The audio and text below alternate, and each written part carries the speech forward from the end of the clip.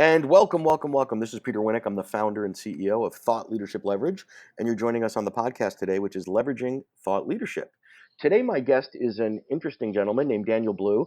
Daniel's got a really interesting, probably better words for it than that, background in that he was at one point an OxyContin addict. When he was 18 years old, he became a dad. So those two variables together are not necessarily ones that lead someone on a path to great success. But he was able to overcome a lot of issues, hit rock bottom, get himself clean, and when he hit 24, he sort of changed all that. And where we are today, which is really interesting, and we'll get into his story in a little bit, is he's in the self-directed retirement account business. So then you say, well, what the heck does that have to do with what we typically talk about here around thought leadership?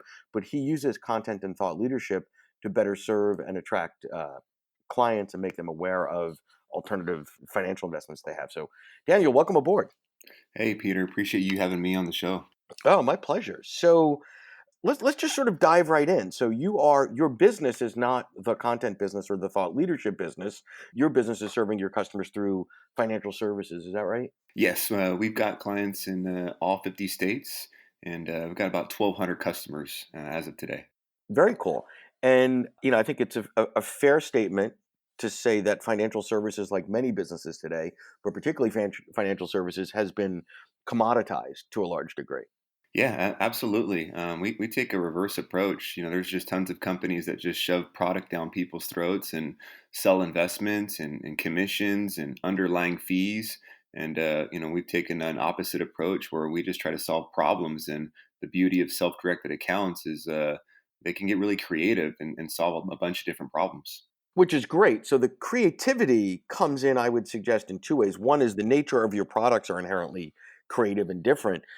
It seems to me, and we were chatting a little bit earlier, that your sort of special sauce is developing and deploying very targeted and educational content for prospects and clients that teach them something and ultimately get them to want to learn more and talk to someone on your team to see if it's a fit. So can you talk a little bit about how you make choices around developing content and where to deploy it, and maybe a little bit on what the impact of that's been? Because I imagine you're a finance guy. There's probably a good ROI on this for you.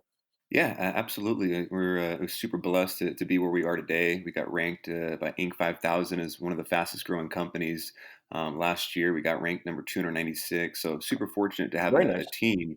Yeah, thanks. So really, we just reverse engineered it. What are problems that people have?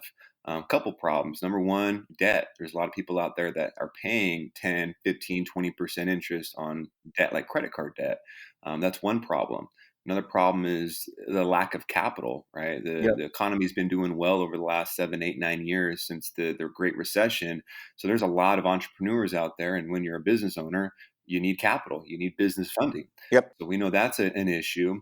And then there's a lot of people out there that are just tired of the stock market where they're invested in these mutual funds with a bunch of fees and they have no control over their money. And Yep. they're only limited to an IRA where they can only put in 6,000 a year. So we just looked at those problems and we thought, let's serve business owners because the IRS allows business owners a specific type of retirement account that's called a solo 401k. So let And me pause you there for a second without getting too technical. So what I want to make clear is you have a very, very specific client avatar and a very, very specific problem that you solve. So business owners, because of the tax laws and such, Mhm. so that means you're not wasting your energy, your resources, your marketing effort on everybody. It seems like the big financial houses is their model is most folks can open an account for something. They open a Yeah. 7,000, your local bank will open an IRA for you. But because of your understanding of the tax code, business owners are a specific audience. Can you drill a little further in terms of the client avatars? Because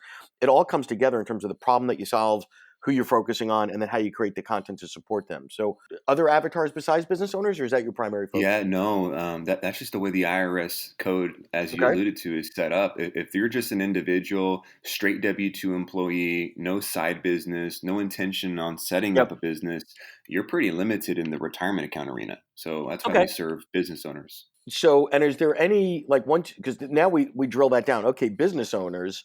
Are there different subsets of that market that are more attractive to you? Family-owned business, a business of a certain size, industry, geography? Like, how do you now go into the business owner pond and fish with content?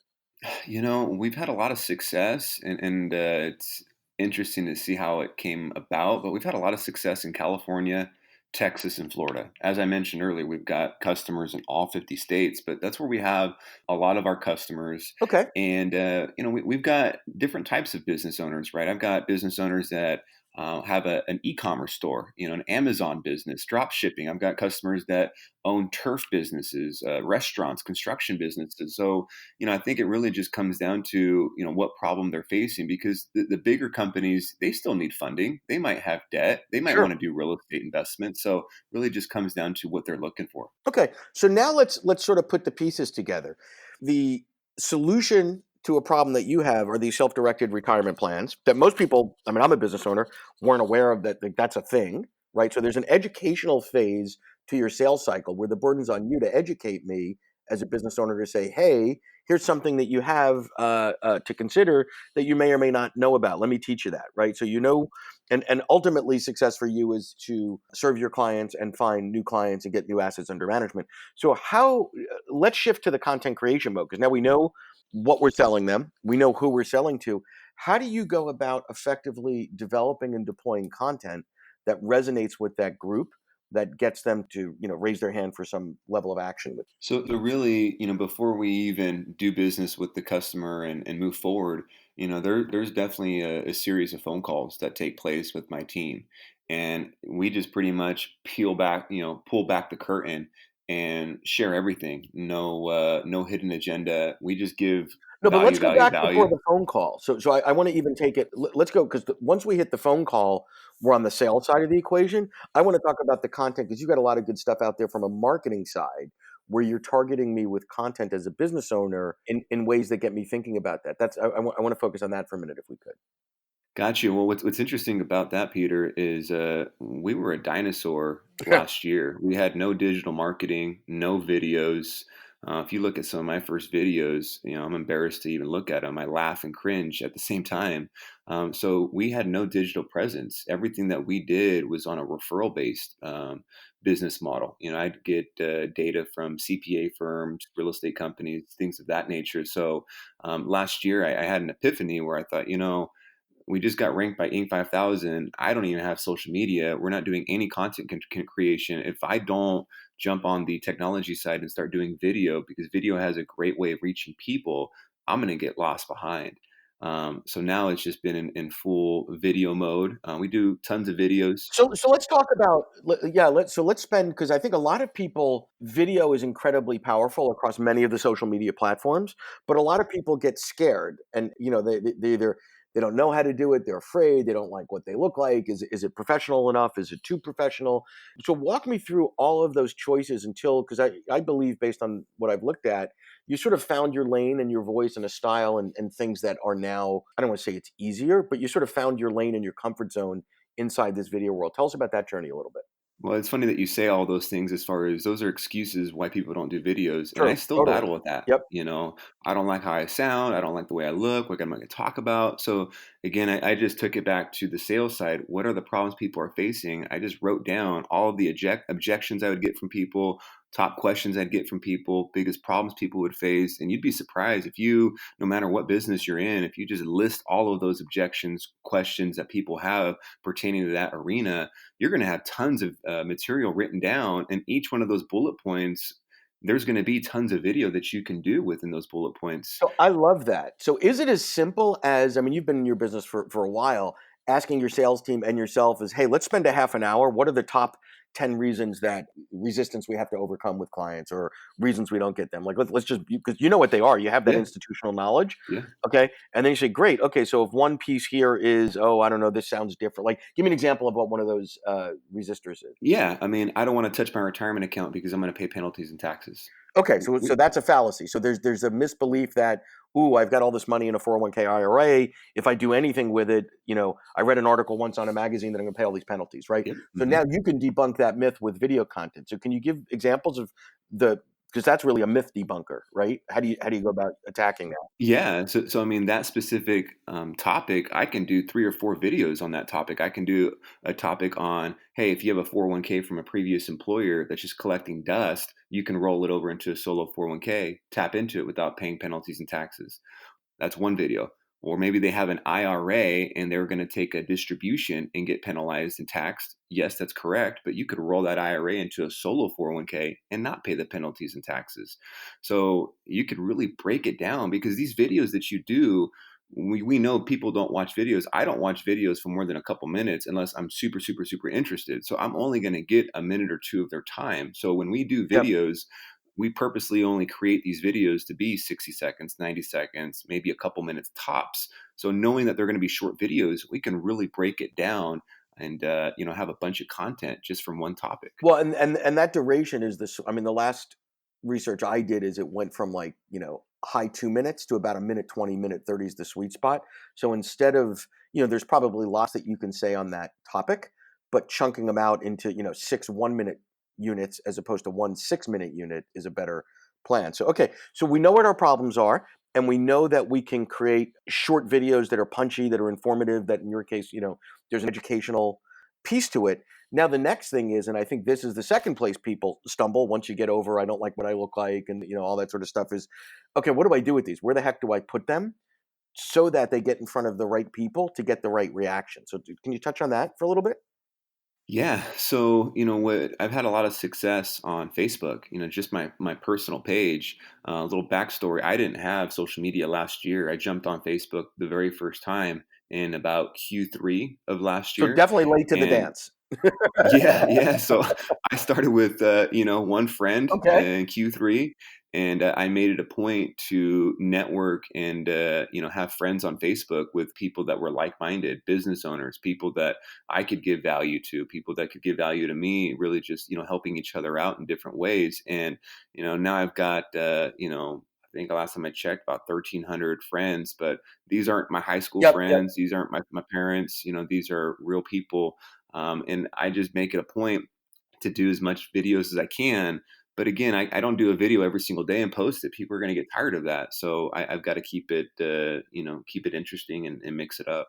So it's interesting, and this is what I love about using content and thought leadership from a marketing perspective, is that there is no one universal law, right? So everybody says, "Oh, but LinkedIn is more of a corporate, more of a business, more of a professional place," and that is true.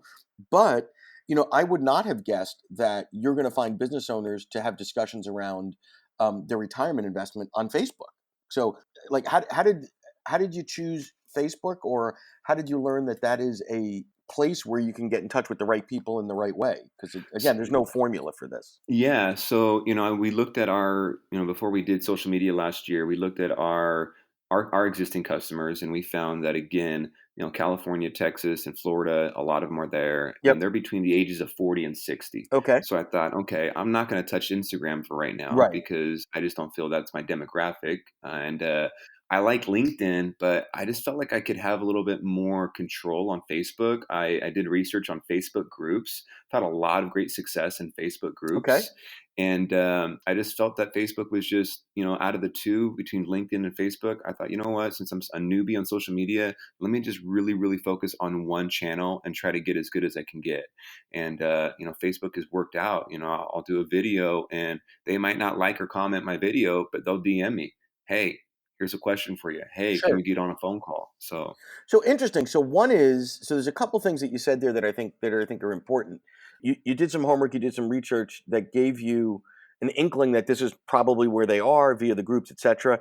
And then you spent some time there because I think what happens often, and I've seen this with lots of others, is, well, I'm going to go try this Instagram thing for a month, and then I'm going to go over to Twitter for 3 weeks. Like, they're sort of nibbling at the buffet of all of social, and I think it is important to find the right social media platforms and be there for a while and make those investments and be consistent, right? Because you're not going to get someone the first time you pop up a video to call you and say, "And here's $1 million I have in my retirement account. Thanks for that video. It was really thoughtful," right? They want to see you. They want to know that you're there. So can you talk about sort of the consistency and then maybe touch on other platforms that you've experimented with, whether they've worked or not? Yeah, no, that's a really good question. One of my mentors, he said, "Hey, look, it's going to take about 6 months of you consistently posting, consistently being there, being in front of them, for them to know, like, and trust you. Right. And you just got to stay with it." And sure enough, about 6 months into it, that's when I started to see results. But how many times during that 6 months are you like, "Oh, geez, another video. It's been 4 months," Oh, and, Right, right, tons, right, right. tons, especially when I, was still trying to find my lane and get comfortable in front of a camera. And look, I might look comfortable in front of a camera now, but that's not always the case. I have a secret weapon I pull out sometimes before I jump on camera. I'll bust out like 20 push-ups. Were you Let me get really? some Oh, that's blood funny. flowing. Yeah, let me get some blood flowing. Let me get some excitement going, and then let me act into a different character, right? Because on video you have to be someone else. You have to be more enthusiastic. But I think one thing that a lot of people forget is people don't go on Facebook to do business. People go on Facebook for the purpose they're bored, right? Right, They want to pass right, right. time. And if you can get their attention and talk about something that's interesting, then it goes into business. And I think people forget about that. Is you're shopping with your wife at Lowe's or Bed Bath and Beyond, and while she's at the checkout, you're on Facebook just scrolling through your feed, right? So if you can grab their attention and then stay, like you said earlier, they're not going to reach out to me after one video. But if I can stay consistently in front of them and have some personal content as well, so they can get to know me as a person, because no matter how much value I bring to the table, they have to know that I'm someone that's real, someone that they can relate to. If they can't relate to me, they're not going to want to do business, no matter how much good content I put out there. So I think it's a combination of being relatable, being transparent in who I am and where I come from and what my life's about, and then sprinkle in some business content. So I use a formula. It's about, out of every 10 posts, probably two or three of them are business related. The rest is not. Got it. So lots to unpack there in terms of that consistency, in terms of showing up. The fact that you're yinging when they're yanging, right? I agree with you. People, why are people on Facebook? Lots of reasons. Boredom is probably a primary one, staying connected, etc. But I don't know, now that I'm sort of processing what you do and how you do it. I'm a business owner. I've got, retirement funds, etc. I've never gone, and I'm on Facebook, but I don't go on Facebook thinking, oh, what might I do differently with my retirement fund? So it's interesting that you've busted through all the noise, right? There's tons of cat videos and I can find out what all my friends are having for lunch, like all that sort of brainless type stuff. But I think the fact that there's something really poignant and relevant to what you're saying to the right group that can help you break through that noise. So I love that. I think that's very cool. Um, so as we start to wrap up here, give some advice to someone that's out there, and it doesn't matter if they're in the financial services business like you, leadership development. It doesn't matter, right? Because I love the bravery that you've had diving into this thing in the last 18 months or so. What would you tell people to do if they were going to get started, and what would you tell them to not do? Get started in social media and content creation, like we've been talking about. Yeah, yeah, yeah. Yeah, exactly. So I think you need to take a step back and write down who you are. What are your core values? What do you represent? And who your audience is, and just know that it's not going to happen overnight. I truly believe it's going to take 6 months at least for people to know, like, and trust you before you start seeing Okay. results. So you really have to be in the mind frame to play the long game. So you can't quit. Patience, patience, patience. Exactly, exactly. Right? And we live in a world where we want instant gratification. We want a bunch of likes, a bunch of comments. We want results, but it's not going to happen. So you can't give up, and you have to be consistent. I had problems posting every day. One of my mentors was like, "Hey man, you got to post every day."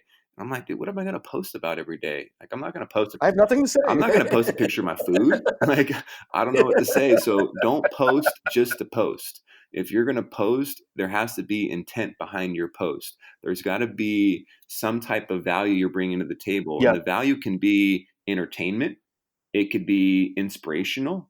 People love an yeah. underdog story. It can be educational. So you got to spread the love. But it And also needs to be consistent. I love what you said, where the lazy path would be, well, 2 days a week, I'm going to do my homework and post things that are relevant to the business objectives that I have. But then I'm going to get lazy and talk about my tuna sandwich, right? yeah, yeah, Because then eventually, very shortly, people are going to go, this guy's inconsistent. This guy's not worth my time. Like, I Exactly. don't know what he's talking about. Like, I'm going to go over there and know that when I tune into, the Daniel channel, this is the type of information I'm getting. That I'm really glad you brought that up, because I think this is a nugget for your audience. Is look at your social media as a TV channel, right? We can go to all of these different channels on TV, and there's people out there that are diehard Comedy Central, followers, Yeah, diehard right. Fox News, right? Well, Yeah. that's because they gravitate towards that channel. That channel keeps them hooked in. So you have to keep your channel consistent. You got to mix it up and keep them from going to watch somebody else, because if it's not you, they're going to watch somebody else.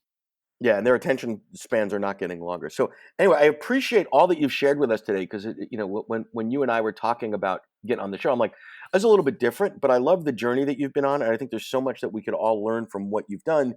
Even though most of the folks listening today are not in the financial services business, the path that you've taken, and the consistency and the discussion of specific problems to a specific audience are all things that we work on with our clients. So I appreciate your willingness to come on and share your journey with us, Daniel. Thank you so much. Hey, I appreciate that. For the people that are not doing video, that are on the edge of doing video, if you're not doing video, someone else is, and it's your duty to bring your knowledge to the forefront so other people can get your knowledge. So thank you for having me, Peter. My pleasure. Thanks so much.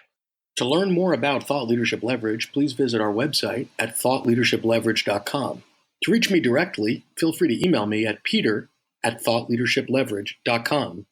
And please subscribe to Leveraging Thought Leadership on iTunes or your favorite podcast app to get your weekly episode automatically.